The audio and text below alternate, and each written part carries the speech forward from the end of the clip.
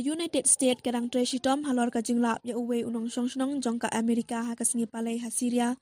Banwalam yu shalaying ong Secretary jongka US Anthony Blinken ha Jordan ha ka jingalang banyakren halor ka jingkala san perthei jongka Syria.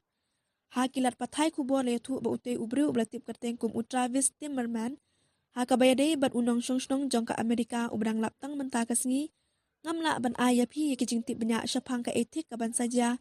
Lai no tang bangidang tray ban walam no yu na Syria, ban wanra yu shalaying ong Blinken yakin yang tok kubor ha agava. Here namar kidaw jong ka jingdan kam ban buri shwa, ngamla ban yasam syuk yakin tip ba banyak halor kanela ban rap biang Blinken. Ka CBS News kala yatu ba Timmerman ulapen itu yalade ba ude unong Amerika ubana Missouri, bat la pelat nakawai kapatok hakabasdang jong kate katayo.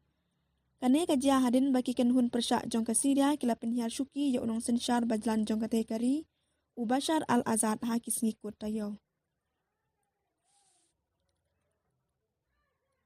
U Azad ula pet syarosya hadin katama po ying kabane katlais nem bat palat san paus nem kajing sensyar don bor jong kalong ying jong u ha kabaka Syria kala penyat ya kawai na kijela pulit kabapen shitom bentam ha Middle East.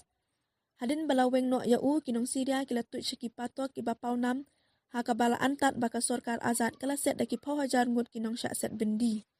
U Blinken ula benrap ru baka jing persyang banwat ya u Austin Tice uwe pat unong song ka US u bala syara abor ha Syria palat shipaus nam mensyua kadang yak syakmat.